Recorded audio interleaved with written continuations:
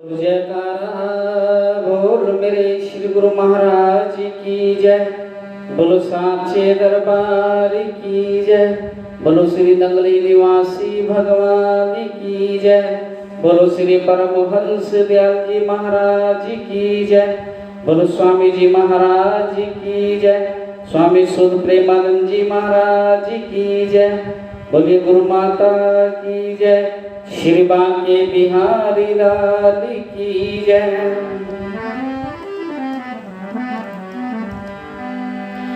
कि सतगुरु इतना दीजिए, कि सतगुरु इतना दीजिए और जामे कुटुंब समाए। मैं भी भूखो ना रहूं, साधु ना भूखो जाए। और साधु ऐसा चाहिए, साधु को कैसा होना चाहिए? इस दोहे में कितने अच्छे ढंग से समझाया है कि साधु ऐसा चाहिए जैसा सूप स्वभाव, सार सार को गहिले थोता उड़ा। तो बोलिए साचे दरबार की, बोलो श्री नंगली निवासी भगवान की जय। कहा है सतगुरु इतना दीजिए जामे कुटुंब समाए। कि हे प्रभु मुझे बहुत ज्यादा नहीं चाहिए। ये कौन कह रहा है? हर व्यक्ति नहीं बोलता ऐसे।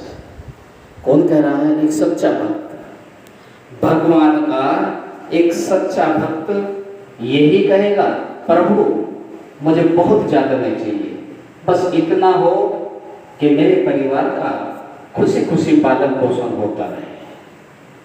और मेरे दरवाजे पर अगर कोई साधु आ जाए, कोई संत आ जाए, कोई महापुरुष आ जाए तो उनके स्वागत में भी कोई कमी ना रहे। मैं उनको दान दक्षिणा भी दूं, मैं उनको भोजन भी कराऊं, उनका आतिथ्य करूं, उसमें कोई कमी ना रहे।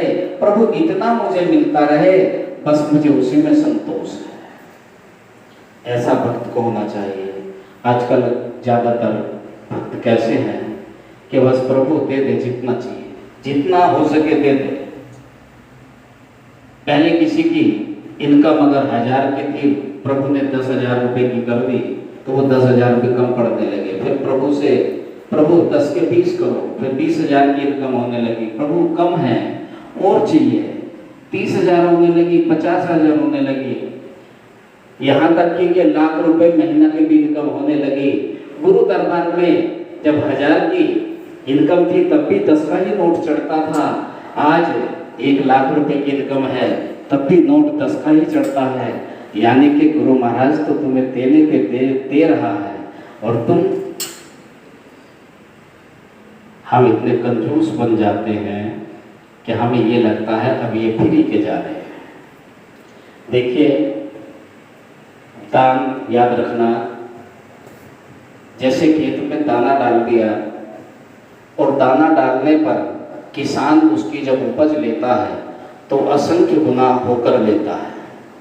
एक ही गेहूं के दाने से कम 50-100 दाने किसान को प्राप्त होते हैं। ये हमारा भक्ति के परमार्थ के मार्ग में दाना डालने का विधान है। दान अगर आज हमने 1 रुपये का दान किया है तो उसका 100 गुना तो हमें मिलना ही मिलना है।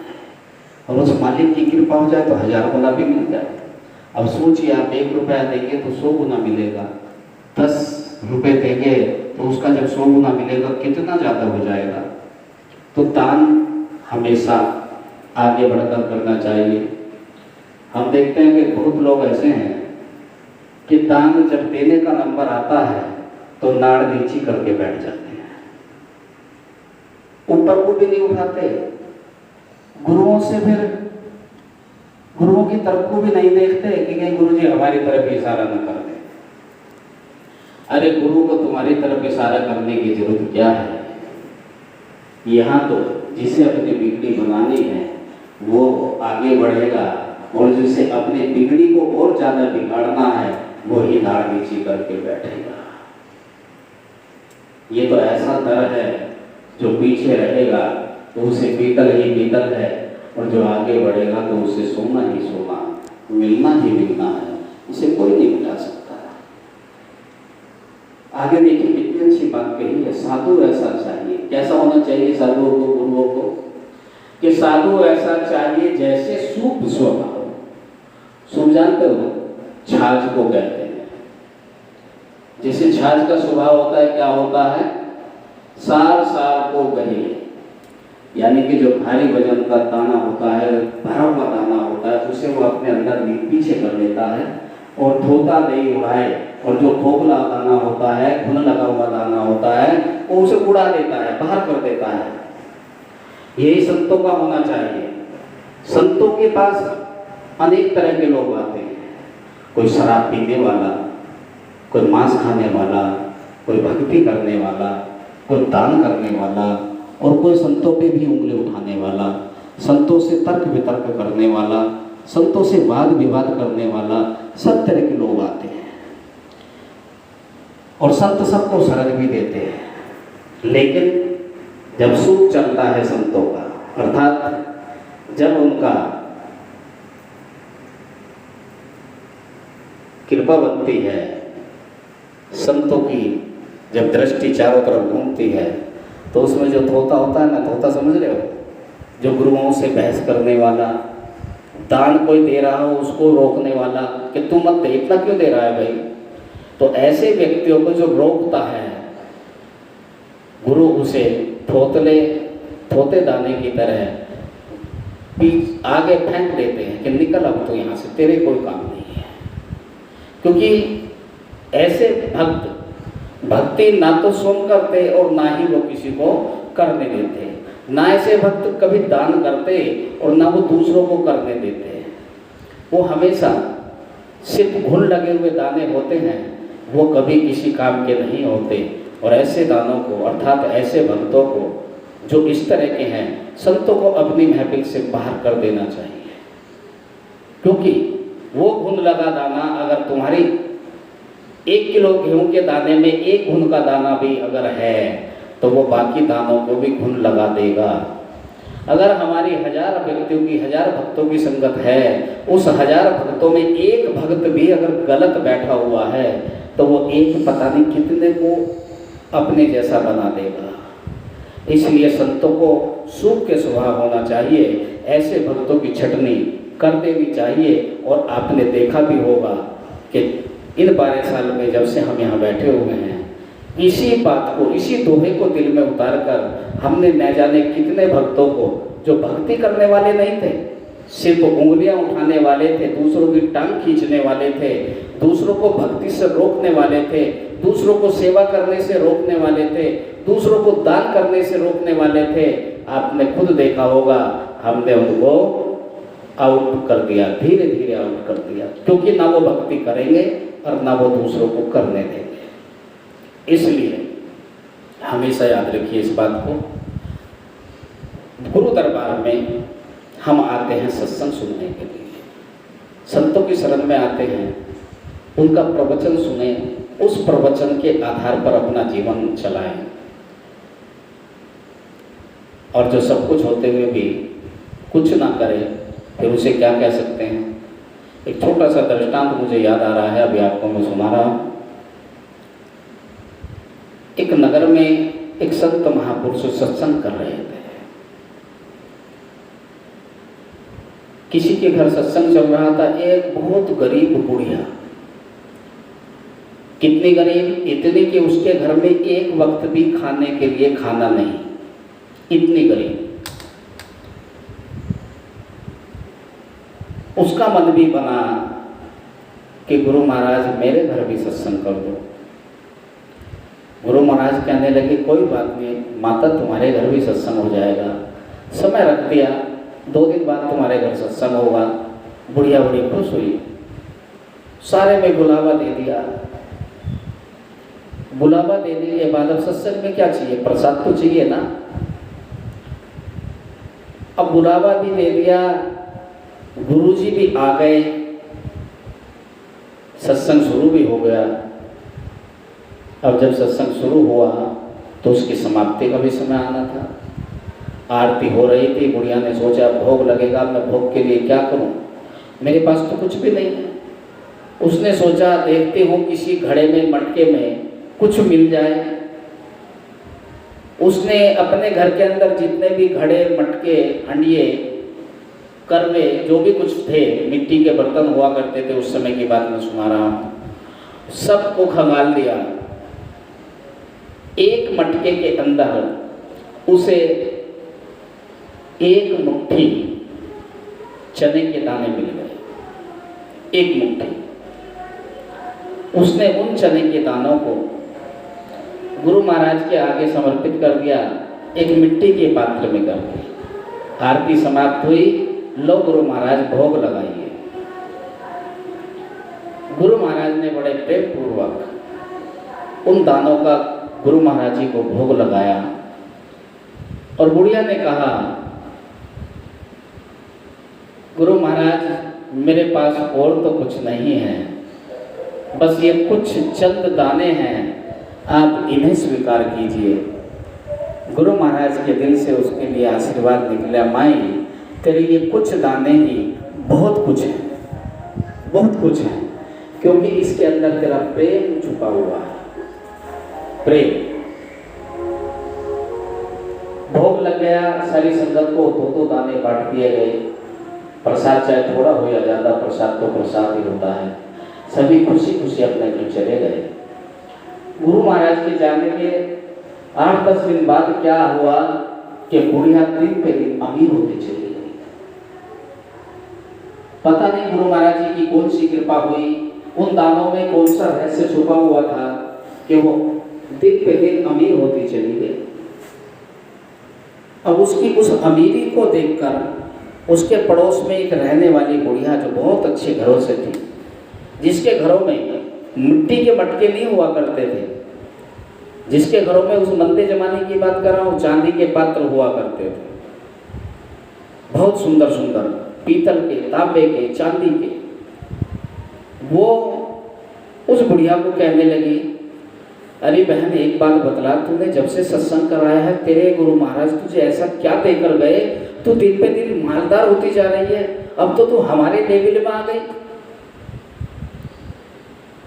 बुढ़िया कहने लगी, बहन मेरे पास तो कुछ भी नहीं था, मैंने तो ढूंढ ढांड के अपने मटकों में, सारे मटकों में हाथ घुमाया, एक मटके में एक मुट्ठी चने के दाने निकल आए। मैंने तो गुरु महाराज को हाथ जोड़कर प्रार्थना करके वही दे दिए, प्रभु मेरे पास तो और कुछ नहीं है, इन्हीं का भोग लगा दो। और गुरु महाराज की उन्हीं दानों से क्या कृपा बनी, उन्होंने कहा बहुत कुछ इसी से ही हो जाएगा, तेरे घर में कोई कमी नहीं आएगी। ये गुरु महाराज ने आशीर्वाद दे दिया और गुरु महाराज की मौज है, अब मेरे जीवन में कोई कष्ट नहीं है। गुरु महाराज का पहरा मेरे घर लग गया, चरण डल गए, और जब गुरु महाराज के चरण डल गए तो कष्ट खत्म हो गए। इसलिए सभी को कहते हैं कि अपने घर में हमेशा संतों का पहरा लगाते रहना चाहिए, अर्थात संतों के चरण अपने घर में डलवाते रहना चाहिए। जो व्यक्ति नामदान लेने के बाद भी कितने कितने वर्ष तक कभी अपने गुरुओं को अपने घर नहीं बुलाते, तो याद रखना कभी उनके घर का तिलंतर खत्म नहीं होता। क्योंकि संत जब आपके घर आते हैं तो आपसे धन लेने के लिए नहीं आते, आपसे नोट लेने के लिए नहीं आते, वो आपके दुखों को अपने साथ ले जाने के लिए आते हैं कि मेरा बच्चा हमेशा सुखी रहे।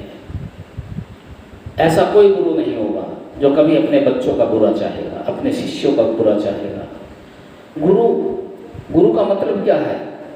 जो पूरे जीवन के अंधकार को अपने अंदर समेट ले और प्रकाश ही प्रकाश उसके जीवन में कर दे, अर्थात सुख ही सुख उसे दे दे, उसके कष्टों को हर ले। इसलिए तो संतों को घर बुलाना चाहिए। अब देखिए, आप अपनी संगत में देखिए, हमारी संगत में मेरे ख्याल से अगर ज़्यादा भी नहीं तो आधे से ज़्यादा ऐसे लोग हैं जिनके घरों में हम 5-5 क्या 10-10 साल से भी हम उनके घरों में कभी नहीं गए। बहुत ऐसे गुरुमुख हैं जिन्होंने आज तक गुरु तो नाम दीक्षा ले ली, कभी गुरु को कभी घर नहीं आमंत्रित किया। तो गुरु कैसे कष्ट हरेंगे तुम्हारे? अब वो बुढ़िया कहने लगी, बहन अगर मैं भी गुरु महाराज को अपने घर बुलाऊं, बुढ़िया को लालच आ गया कि गुरु महाराज आएंगे, सत्संग करेंगे तो मैं और धनवान बन जाऊंगी। बहन, अगर मैं भी गुरु महाराज को बुलाऊं कि बहन बुला ले, वो तो जो भी बुलाते हैं उन्हीं के घर चले जाते हैं, तेरे घर भी आ जाएंगे। उस बुढ़िया ने कहा कि ठीक है, मैं तैयारी करती हूँ। उस बुढ़िया के घर में चांदी के भी पात्र थे, पीतल के भी थे, तांबे के भी थे, सब कुछ था। लेकिन वो बाजार गई और मटके लेकर आई, मिट्टी के घड़े लेकर आई, टोकनियां लेकर आई। यानी कि उसने अपने एक कमरे के अंदर घड़े और मटके भर दिए, और एक घड़े के अंदर उसने एक मुट्ठी चने पहले ही डाल दिए।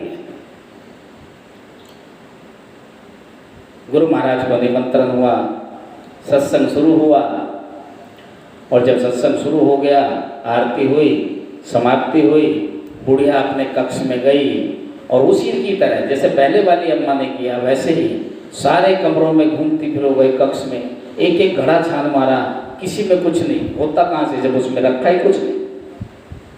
उसने तो सब कुछ जान के किया। एक एक घड़े में हाथ घुमाया और जिस घड़े में वो चने रखे थे जब उसमें हाथ लगा, हाँ मौज आ गई भाई, भोग के लिए प्रसाद मिल गया। वो एक मुट्ठी चने लेके गुरु महाराज के पास चली गई। गुरु महाराज को सब पता था इसके घर में कोई कमी नहीं है, सब कुछ भरा पूरा घर है। और वो एक मुट्ठी चने गुरु महाराज के चरणों में देकर कहने लगी, प्रभु मेरे पास तो यही है, इसी का भोग लगवा दीजिए, और तो मेरे पास कुछ है नहीं। गुरु महाराज के मुख से भी आशीर्वाद निकला कि चिंता मत कर माई, तेरे घर में यही रहेगा, यही रहेगा। सत्संग हो गया, भोग लग गया। कुछ दिनों बाद वो बुढ़िया कंगाल हो गई, कुछ नहीं बचा उसके घर में। सब तांबे पीतल चांदी के बर्तन भी बिक गए, घर भी बिक गया, बचा तो वो मटके, वे ही मटके बचे, और उन मटकों में एक मुट्ठी चने ही बचे, बाकी कुछ नहीं बचा। ये प्रसंग मैंने इसलिए सुनाया कि बहुत लोगों के पास धन होते हुए भी, और जब वो संतों को देने का नंबर आता है, गुरु को देने का नंबर आता है, तो गुरु के चरणों में 10 का नोट या 50 का नोट चढ़ाकर बड़े प्रेम से कहते हैं, गुरु महाराज इस टाइम तो यही है। और याद रखना, गुरु घट घट की जानते हैं, पल पल की जानते हैं। अगर उनके मुख से आपके लिए भी ऐसा आशीर्वाद निकल गया कि यही रहेगा, तब क्या करोगे? इसलिए कहा है, आपकी जैसी क्षमता हो, आपको परमात्मा ने जितना दिया हो, जितनी कैपेसिटी के अनुसार आपको दिया हो, उसी अनुसार दान करना चाहिए। हम देखते हैं जब गुरु महाराज जी के चरणों में कोई भक्त आके बैठता है, वो देखता है यार इसने 10 का नोट चढ़ा, दूसरा है उसने भी 10 का नोट चढ़ा दिया, तो वो सोचता है अरे मैं तो 100 रुपये सोच के आ रहा था, लेकिन हम 100 नहीं, जब सब 10 चढ़ाए तब मैं भी 10 ही चढ़ा दूं। अरे उनको विचारों को 10 की क्षमता के अनुसार उन्होंने धन दिया है, तो उन्होंने अपनी क्षमता के अनुसार 10 का नोट दिया। तुम्हें जब परमात्मा ने अथाह रूप से दिया हुआ है, तुम भी 10 का नोट दोगे, तो ऐसा ना हो कि तुम भी उसी की लेवल में आ जाओ।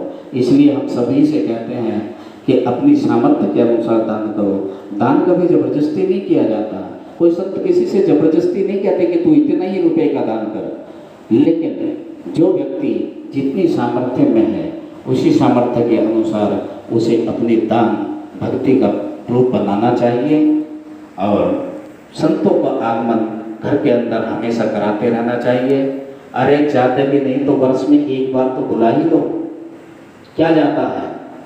संत आएंगे, तुम्हारी मुसीबतों को साथ ले जाएंगे। तुम्हारा क्या लेकर गए? कुछ लेकर गए तुम्हारा?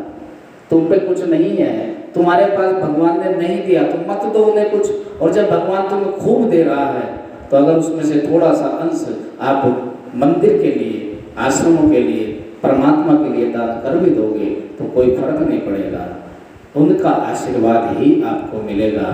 इसलिए हम हमेशा कहते हैं कि संतों के चरण घर में डलते रहने चाहिए, और इसी बहाने आपके हाथों से दान होता रहे, ताकि आपके घर में नई लक्ष्मी का आगमन होता रहे। जब आपके घर हाथ से दान जाएगा तो लक्ष्मी का आगमन स्वतः होगा, क्योंकि आपने 10 रुपये दान दिए तो 10 का 100 गुना होकर आपको निश्चित 1000 का कहीं ना कहीं फ़ायदा गुरु महाराज अवश्य करा देंगे। आप कभी घाटे में नहीं जाएंगे, इसलिए बढ़ चढ़ कर दान करना चाहिए। इन्हीं शब्दों के साथ मैं अपनी वाणी को विराम दूंगा। बोलिए सांची दरबार की जय।